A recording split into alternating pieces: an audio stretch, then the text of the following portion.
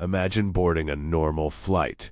People are reading newspapers, drinking coffee, and waiting to arrive at their destination. Everything feels ordinary. But one passenger on that plane is hiding something. A plan so bold and so strange that more than 50 years later, investigators still cannot fully explain it. Did he survive the impossible jump? Did he die somewhere in the wilderness? Or did he escape and quietly live the rest of his life with stolen money? Tonight, we explore the story of a man who calmly hijacked a commercial airplane, demanded $200,000, parachuted into the dark night, and vanished forever. No one has ever proven who he really was. This is the story of the mysterious hijacker known as D.B. Cooper, a man whose name became one of the greatest unsolved mysteries in aviation history. November 24th, 1971, the day before Thanksgiving in the United States. Airports were crowded with travelers heading home for the holiday. At the airport in Portland, Oregon, a quiet man walked to the ticket counter and purchased a one-way ticket to Seattle. The name he used was Dan Cooper. Witnesses later described him as a man in his mid-40s wearing a dark suit, a white shirt, and a black tie. He looked like an ordinary businessman. Nothing about him attracted attention. He calmly walked through the airport and boarded Northwest Orient Airlines Flight 305, a Boeing 727 aircraft.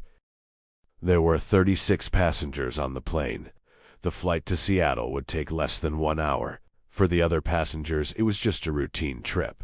But for Cooper, this flight had a completely different purpose.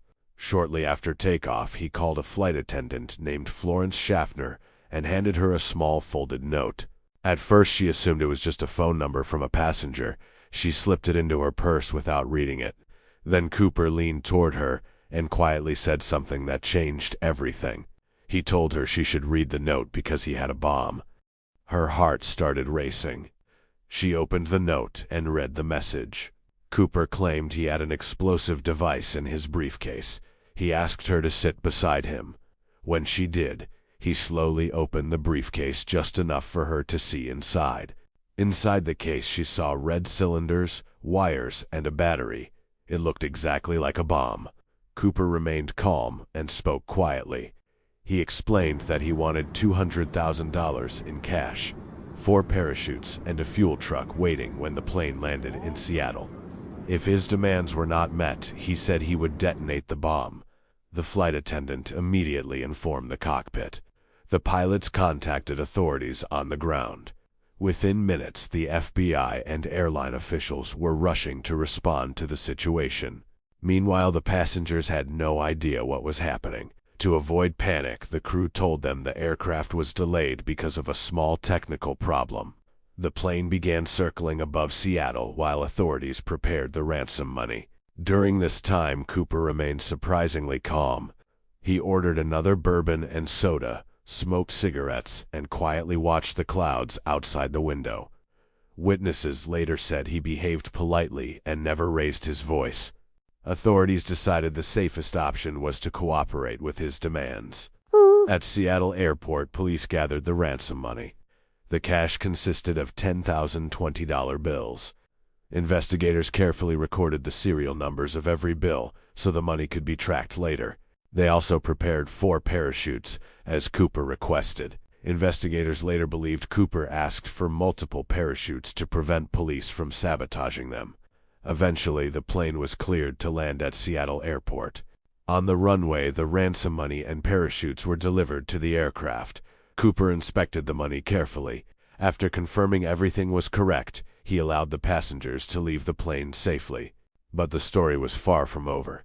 Cooper then ordered the pilots to take off again. This time, the aircraft would head south toward Mexico.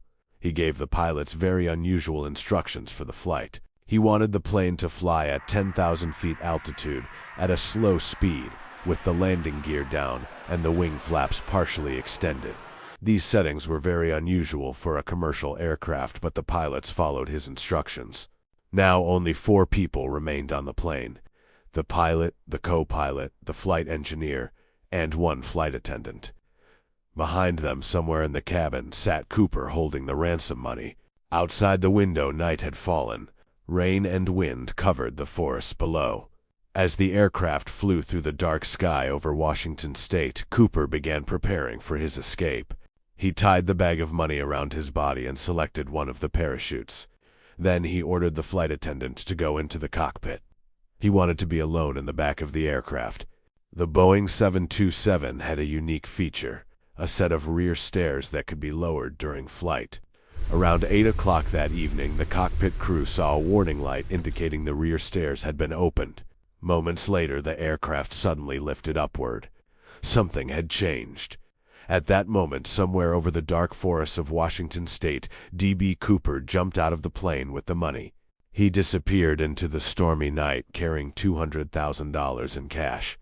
The crew had no idea exactly where the jump occurred, only that the mysterious hijacker was gone. When the plane landed, authorities launched one of the largest investigations in FBI history. Hundreds of officers searched forests, rivers, and mountains across Washington state. Helicopters scanned the wilderness, and investigators studied flight paths and weather reports. But days passed and nothing was found. No parachute, no equipment, no body. It was as if the hijacker had vanished completely. Nearly 9 years later, something strange happened. A young boy named Brian Ingram was playing near the Columbia River when he discovered bundles of old money buried in the sand. Investigators examined the bills and made an incredible discovery. The serial numbers matched the ransom money from the hijacking, but only $5,800 was recovered. The rest of the money was never found. Over the years, investigators examined hundreds of suspects, but none were ever proven to be the real D.B. Cooper. In 2016, after more than 40 years, the FBI officially closed the case. The mystery remains unsolved, and the true identity of D.B. Cooper is still unknown. Did he survive the jump and escape with the money? Or did he disappear forever in the wilderness that night? No one knows. If you enjoyed this story, make sure to like the video, leave a comment, and subscribe to the channel. Your support helps the channel grow and allows us to bring you more fascinating real stories and unsolved mysteries.